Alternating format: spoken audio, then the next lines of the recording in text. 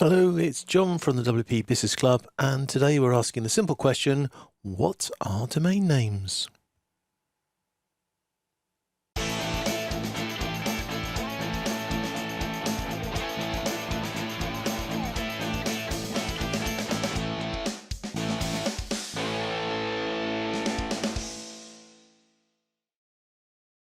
We all know domain names, don't we?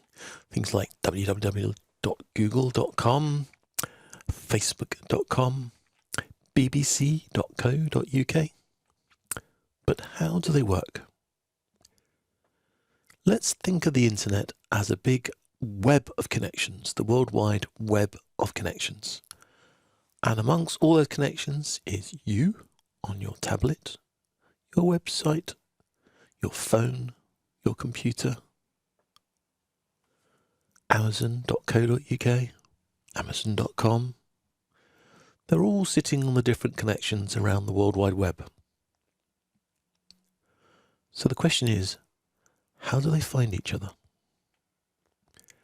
Well, every endpoint has an IP address. So there's an IP address for your connection at home. There's an IP address for the mast, which is giving you your signal to your mobile phone. There's an IP address for any website that you are connecting to. For instance, the BBC website at the point of recording this had an IP address of 151.101.64.81. So those are a set of four numbers between 0 and 255, which gives you 256 options, or 2 to the power of 8. Yes, good old binary numbers. Now, the World Wide Web Consortium is like the committee that runs everything and sets up the standards, and they've allocated these IP addresses around the world. But actually, we're running out. And that's why we'll be changing to something called IP6. Because there's not enough connections. Now, the new IP6 standard will replace the existing one in the near future. But I say near future and I'm vague because, of course, to change the number standards for all the internet connections, you've got to make sure all the hardware available can cope with it. And that's quite a difficult thing to do. But eventually, we're going to end up with ridiculously long numbers, something like that. So remembering the IP address of the BBC website is going to be tricky, which is why we have domain names. So we have names like google.com, facebook.com, bbc.co.uk. And a name can be up to 253 characters long. And those names then connect to something called a name server. And the name server has the job of translating your domain name request to the IP address that's allocated for that particular service. And the advantages of this, of course, are that domain names are just easier to remember. But also, multiple domain names can be on the same server and share the same IP address. So that's more economical. So we're going to run out of IP address numbers and we're going to have a new scheme. Will we run out of domain names? Well, no. Traditionally, we had some suffixes that you all know.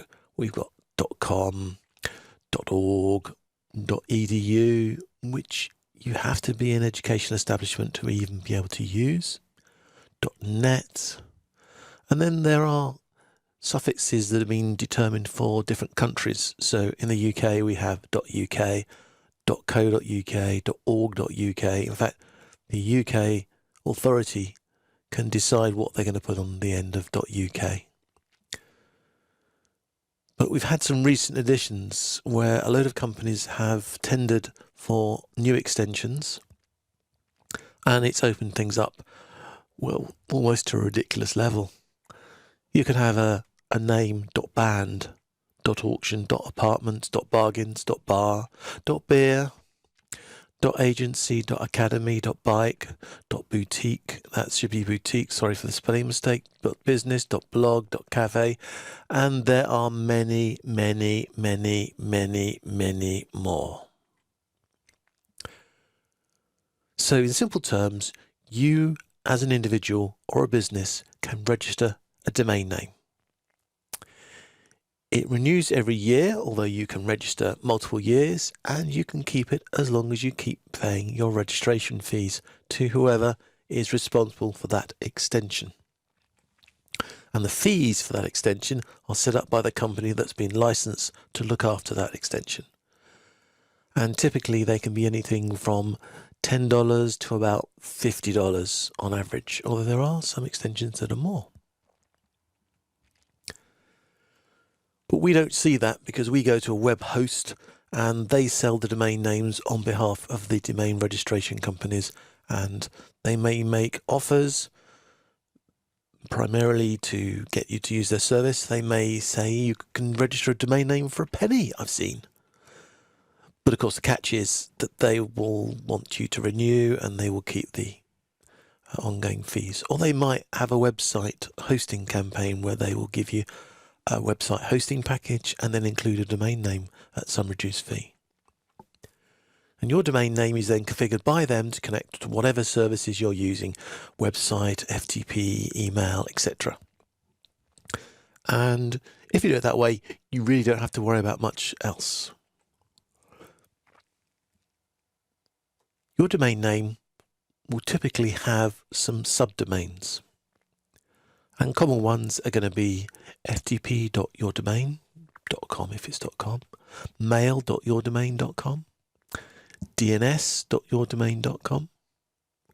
Now the FTP is for file transfer services, the mail is to allow the email to be set up, DNS is for name servers, and then of course you've got www.yourdomain.com as well.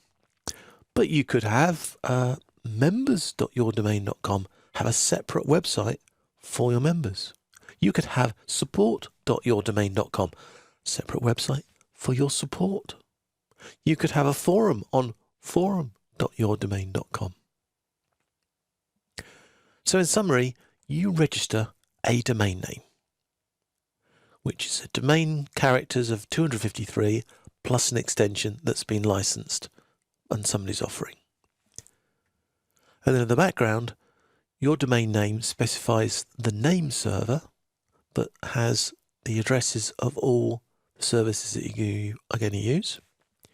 You then set up, or somebody sets up for you, those services. They may be websites, or they may be lots of other things.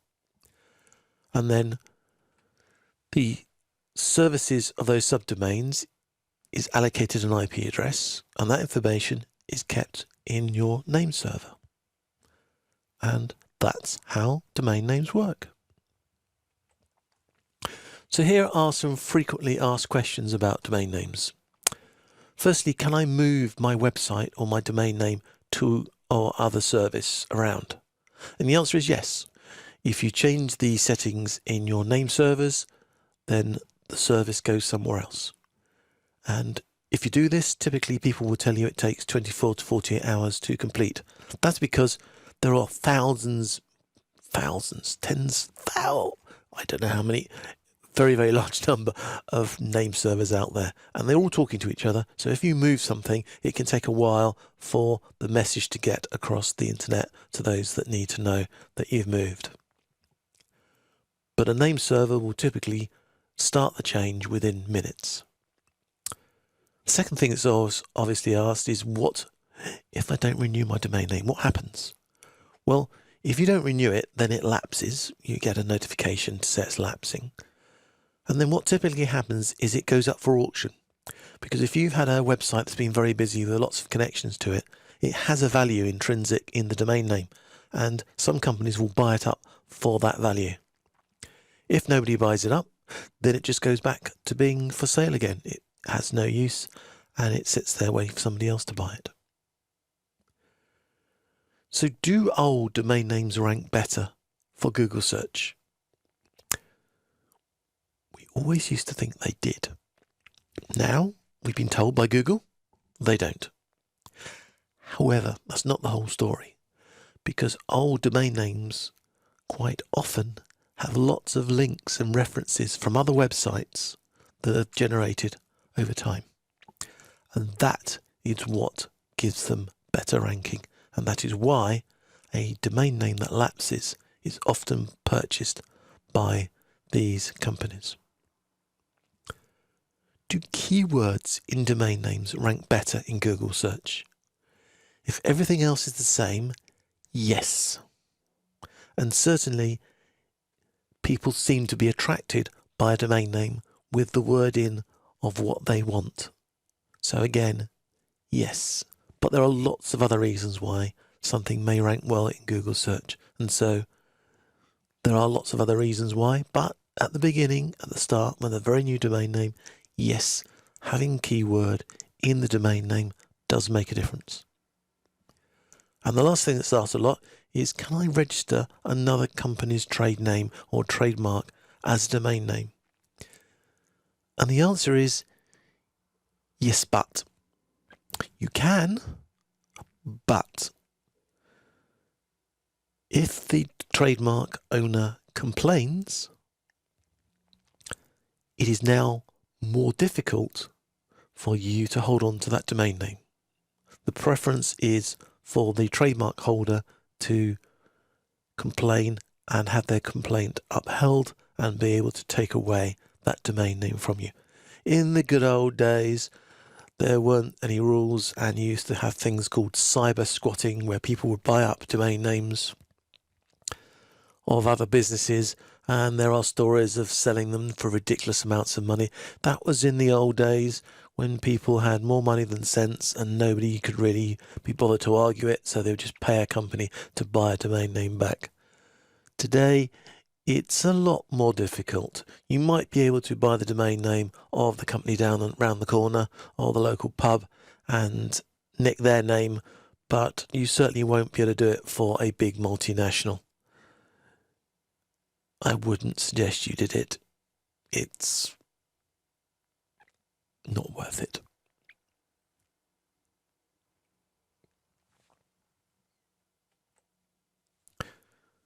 So thank you very much for watching. Please make sure you subscribe and hit that bell icon for notifications when new videos come along. And you will see down the right hand side, hopefully I've got other videos here connected to this one, which YouTube's very kindly given me, and you can then watch those as well. But otherwise, thank you very much, and see you next time on one of our videos at the WP Business Club.